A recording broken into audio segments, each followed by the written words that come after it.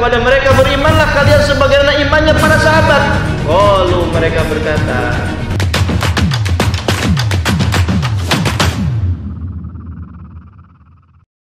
Assalamualaikum warahmatullahi wabarakatuh. Waalaikumsalam warahmatullahi wabarakatuh. Alhamdulillahi rabbil alamin alladzi akramana bil Islam. Wassalatu wassalamu ala Rasulillah Sallallahu alaihi wasallam. Sayyidil anam, imamul muttaqin, alladzi jaa bi risalatil Islam liyukhrijan nasa minaz zulumati ilan nur wa ila siratil mustaqim. Raditu billahi rabba wa bil islami dina wa bi Muhammadin nabiyya wa rasula. Ya ayyuhallazina amanu kunu ansarallah, kunu ansarallah, kunu ansarallah. Jamaah rahimakumullah. Alhamdulillah, pada sore hari ini kita diberikan kemuliaan oleh Allah Subhanahu wa taala dengan hati yang penuh kecintaan terhadap Nabiuna Muhammad sallallahu alaihi wasallam. Sungguh kita berkumpul ingin mengatakan sebagaimana yang dikatakan oleh Hubab ibnu Al-Arat, sahabat Rasulullah sallallahu alaihi wasallam, saat beliau tertangkap untuk dibunuh di tiang salib. Lalu ditanya oleh pemuka musyrik, wahai Hubab, apakah kamu ridho seandainya posisimu digantikan oleh Muhammad di sini untuk disalib dan kami bebaskan? Bagaimana sahabat ini berkata, demi Allah, aku tidak akan pernah ridho meskipun ada duri sekecil apapun untuk melukai kulitnya Nabiuna Muhammad sallallahu alaihi wasallam. Janganlah kalian banyak bicara, cepatlah kalau ingin membunuhku, bunuh dengan segera. Allahu Akbar. Allahu Akbar. Begitulah kecintaan para sahabat kepada Nabiuna Muhammad sallallahu alaihi wasallam.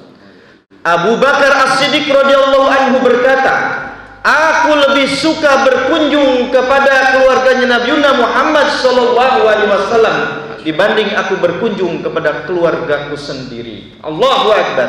Allahu Akbar. Begitulah para ulama pun demikian. Syekh Yusuf An-Nabhani mengarang kitab Sa'atud Darwain berisi kumpulan salawat untuk memuliakan Nabiuna Muhammad sallallahu alaihi wasallam. Beliau seorang qadhi di masa kekhilafahan Utsmaniyah. Dihadirkan seorang pembunuh yang telah membunuh penista Nabi Muhammad sallallahu alaihi wasallam. Di pengadilan itu, setelah terbukti bahwa dia membunuh alasannya karena membela kehormatan Nabi, Syekh Yusuf turun dari tempat duduknya sembari menghampiri sang pembunuh tadi, lalu bertanya, tangan yang mana yang engkau gunakan untuk membunuh penista Nabi itu? Lalu orang itu mengulurkan tangan kanannya. Syekh Yusuf mengambil tangan ini langsung menciumnya. Masya Allah. Aku tidak sanggup untuk memberikan hukuman kepada orang yang telah membela kehormatan Nabi Muhammad sallallahu alaihi wasallam. Allahu Akbar. Allahu Akbar. Demikian juga Rasul memang sejak awal sudah sering dilecehkan. Saat dakwah di Mekah sudah banyak kalimat-kalimat yang menyakiti Rasul. Rasul disebut dengan kahin, dukun. Rasul disebut dengan sahirun mubin, tukang sihir. Bahkan Rasul para sahabat disebut sufaha, yang artinya orang-orang tolol. Wa idza qila lahum aminu kama amanan nas, jika dikatakan kepada mereka berimanlah kalian sebagaimana imannya para sahabat, qalu, mereka berkata, anuminu kama amana sufaha, apakah kami harus beriman mengikuti mereka orang-orang yang tolol itu? Ini pelecehan sejak dari dulu. Cuman dulu Nabi Muhammad tidak memiliki kekuasaan. Semua pelecehan itu tidak beliau respon dengan kata-kata. Beliau terus melanjutkan dakwah. Tapi di saat Rasulullah sallallahu alaihi wasallam memiliki kekuasaan di Madinah, ada 3 riwayat yang sampai kepada kita. Orang-orang yang melecehkan, ada seorang suami yang buta. mendengar setiap hari istrinya yang sedang hamil terus melakukan pelecehan verbal, menghina Nabi Muhammad SAW, tidak tahan sang suami lalu menikam istrinya sampai terbunuh dan mati. Kasus ini disampaikan kepada Kanjeng Nabi. Nabi tidak menjatuhkan kisos kepada sang suami. Itu artinya apa? Rasul tidak menganggap itu sebagai kejahatan. Demikian juga seorang Yahudi perempuan dibunuh oleh sahabat. Rasul pun, bahkan ada yang pernah sahabat menyuruh, siapa yang berani menghabisi orang itu yang telah menghina Nabi Muhammad SAW. Demikian juga kita sampai pada berita kisah bagaimana di masa Sultan Abdul Hamid yang masyhur ceritanya pementasan drama di Perancis yang isinya untuk melecehkan Nabi Muhammad SAW. Sultan Abdul Hamid mengatakan, aku tidak akan berdiam diri orang yang paling sangat aku muliakan dalam hidupnya dilecehkan seperti ini. Dia pun mengancam Perancis dan Inggris untuk segera menghentikannya. Jika tidak, beliau akan mengumandangkan seruan jihad kepada seluruh rakyatnya untuk menghentikan Inggris dan Perancis. Allahu Akbar. Allahu Akbar. Adakah hari ini yang begitu? Tidak ada. Kalau presiden dihina ada penjaranya. Kalau bendera dihina ada penjaranya. Tidak akan lama dia ditangkap. Tapi menghina Nabi, dan ini berulang sejarahnya saudaraku. Tahun 1989 yang belum lahir mungkin belum tahu ya. Di situ ada namanya Salman Rushdie menerbitkan sebuah buku namanya Satanic Verse, ayat-ayat setan, melecehkan Quran. Di dalam buku ini juga tersedia atau terdapat penghinaan kepada istri-istri Nabi Muhammad SAW. Bahkan dia mengatakan Ka'bah itu adalah tempat mesum. Na'udzubillah summa na'udzubillah.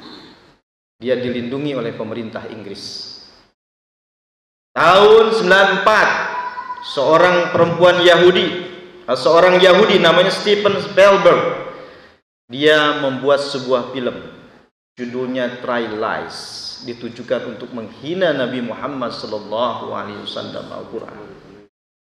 Tahun 97, wanita Yahudi kebangsaan Israel juga mempublikasikan 20 gambar yang menghina Nabi Muhammad SAW. Nabi Muhammad menggunakan kopiah ala Palestina.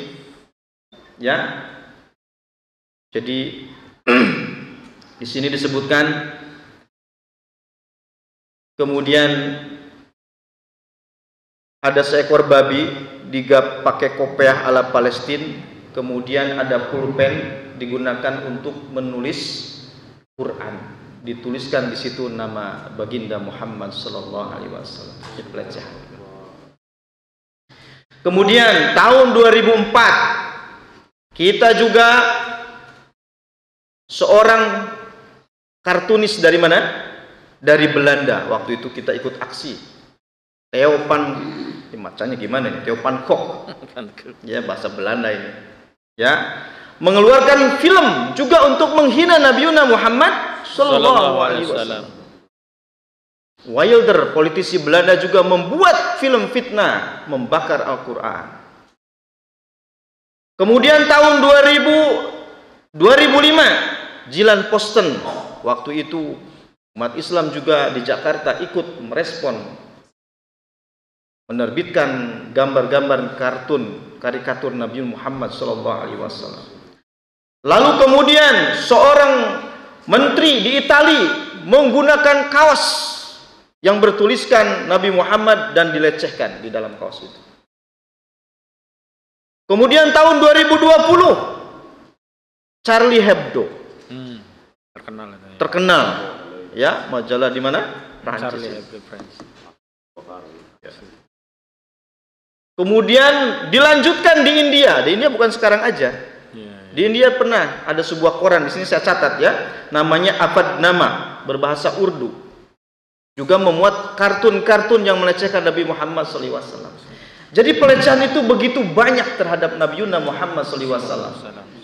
Persoalannya adalah ini berulang seakan-akan orang-orang kafir ini tidak pernah takut dengan umat Islam. Mengapa? Karena umat Islam paling maksimal hanya bisa mengecam dan berdemo pasang poster. Karena mereka yakin para pemimpin di negeri mereka, entah itu raja, presiden, tidak akan melakukan apa. Mereka sangat yakin itu. Paling umat Islam demo rame selesai. Majalahnya malah tambah tinggi, tambah laku, habis dibeli. Ya, jalan poster itu dalam waktu 1 minggu berapa ribu eksemplar habis. Semakin tinggi ratingnya. Mereka mengulang-ulang penghinaan itu karena mereka paham umat Islam tidak akan bisa apa-apa, hanya bisa berdemo setelah itu selesai. Dan mereka sayangkan para pemimpin Islam, entah yang presiden ataupun yang raja, tidak akan pernah melakukan tindakan apa-apa, paling sebatas mengecam sebagaimana rakyatnya. Itu berulang seperti itu. Oleh karena itu, jamaah rahimakumullah, kita membutuhkan kekuasaan. Sebagaimana Imam Al-Ghazali rahimahullah berkata, ya, agama dan kekuasaan ibarat saudara kembar. 2 saudara kembar, nggak bisa dipisahkan. Ya, as-sultan atau al-mulku wa din tau amani. Kekuasaan dan agama itu 2 saudara kembar. Adinu usun, agama itu adalah asasnya, dan kekuasaan itu adalah penjaganya. Apa yang tidak diasas dengan Islam akan hancur, dan apa yang tidak dijaga oleh kekuasaan akan hilang. Kehormatan Nabi Muhammad seakan-akan hilang, tidak ada yang membela hari ini. Bahkan kita pun tidak terasa mungkin setiap hari melecehkan ajaran Nabi Muhammad sallallahu alaihi wasallam. Bagaimana ajaran khilafah? Alaikum bisunnati wa sunnati khulafaur rasyidin, yang hadisnya begitu tenar, hari ini dianggap sebagai ajaran yang membahayakan. Jamaah rahimakumullah. Oleh karena itu, sejarah demi sejarah akan terulang. Inilah yang digambarkan oleh Kanjeng Nabi Muhammad sallallahu alaihi wasallam, bahwa umatku nanti di akhir zaman akan seperti makanan di dalam meja makan, hidangan. Setiap penjuru mereka ingin memakan, mengambil emasnya, mengambil tembaganya, mengambil flora dan faunanya, mengambil minyaknya, mengambil sawitnya, mengambil, dan semuanya diambil. Sampai para sahabat kemudian berkata, ya Rasulullah, kok gitu-gitu amat? Apakah kami keadaannya sangat sedikit saat itu? Enggak, bal antum aksar, kalian itu mayoritas, tapi seperti buih di lautan. Allah cabut rasa takut dari musuh-musuh kalian, lalu rasa takut itu Allah lemparkan ke dalam hati-hati kalian. Jadi justru umat Islam yang takut menghadapi kemungkaran, sementara yang mungkar tidak takut sama sekali. Seperti ini hari ini, yang takut justru yang berada dalam kebenaran. Oleh karena itu, kondisi seperti ini adalah kondisi tidak aman, kondisi yang bukan ideal. Harus kita melakukan perubahan. Sampai kapan Nabi Muhammad SAW dilecehkan? Sampai kapan ajaran Nabi Muhammad SAW terus dilecehkan? Qur'annya kita baca, kita khatamkan. Para hafiz Quran sudah banyak, alhamdulillah, tapi masih kurang hafiz Quran yang memperjuangkan isi Al-Quran. Oleh karena itu, momen ini harusnya juga semakin menyadarkan kita. Jadilah para penolong agama Allah Subhanahu wa ta'ala. Kita sadar hadis Rasulullah SAW, inna sultana wal kitaba sayabtariqani, sesungguhnya kekuasaan dan kitab Al-Quran satu saat akan terpisah. Negara tidak lagi menggunakan Al-Quran. Kemudian kalian akan dipimpin oleh para penguasa yang memutuskan keputusan politik, undang-undang yang menguntungkan mereka tapi tidak menguntungkan kalian. Jika kalian mentaatinya, jika kalian menentangnya, mereka akan membunuh kalian. Tapi jika kalian mentaatinya, kalian akan disesatkan. Lalu sahabat bertanya, ya Rasulullah, madza naf'alu ya Rasulullah? Apa yang harus kami lakukan saat itu ya Rasulullah? Ya, isna kama sona'a ashabu Isa ibn Maryam. Berbuatlah seperti sahabatnya Nabi Isa alaihi salam. Nusyiru bil manashir, mereka digergaji dengan gergaji besi. Wa humilu 'alal khashab, mereka disalib di tiang salib. Ta'atun la mautun fi ta'atillah, mati dalam ketaatan pada Allah, khairun min hayatin fi maksiatin, lebih baik daripada hidup dalam kemaksiatan. Mudah-mudahan ya Allah, saksikanlah kami hari ini membela Nabiuna Muhammad SAW. Dan saya yakin Presiden Muslim, kalau dia Muslim pasti berharap syafaat Nabi Muhammad SAW. Para menterinya juga mayoritas Muslim, seharusnya berharap syafaat Nabiuna Muhammad SAW. Para ustadznya, kiainya tentu saja berharap syafaat Nabi Muhammad SAW. Apa itu syafaat? Pembelaan dari Rasul SAW saat kita di pengadilan Allah Subhanahu wa Ta'ala, dibebaskan dari api neraka, dibebaskan dari kemurkaan Allah. Lalu bagaimana hari ini saatnya kita membela Kanjeng Nabi, kita enggak pernah membela, lalu berharap syafaat Nabi Muhammad SAW? Rasa-rasanya tidak mungkin. Wallahu a'lam bishawab. Assalamualaikum warahmatullahi wabarakatuh.